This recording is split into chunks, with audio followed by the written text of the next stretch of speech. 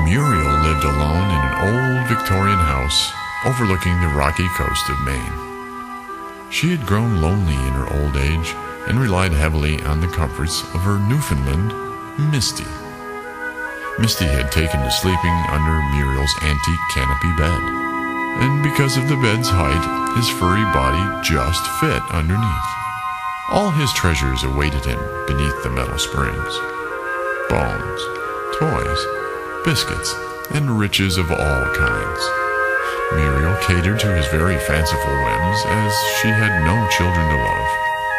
Every night, before going to sleep, Muriel would take down her long gray hair and brush each strand over and over again until it shines like the moon, she would say. Misty would sit below her with his head peering out from the bed.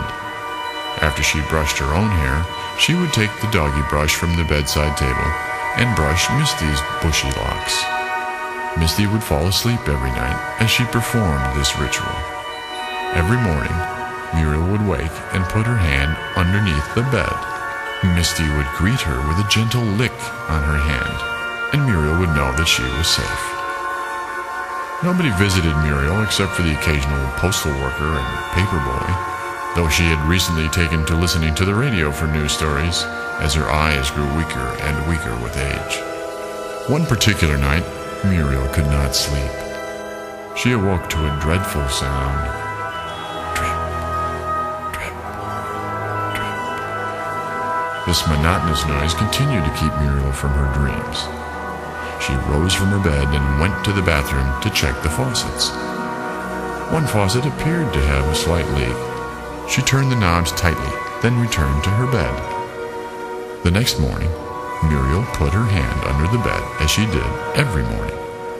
She felt Misty's strong tongue lick her hand. As she got up, she began talking to Misty as she often did, reciting the coming events for the day.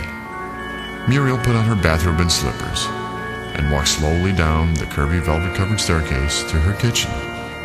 As she walked, she heard the familiar noise of her leaky faucet. Drip, drip, drip, over and over again. As she approached the kitchen, the noise got louder. Drip, drip, drip. She turned on the light switch. Hanging by his tongue from the light fixture was Misty. His blood was dripping onto the floor. Drip, drip, drip. And there on the wall, scrawled in blood, was a message. Misty's not the only one who fits under your bed.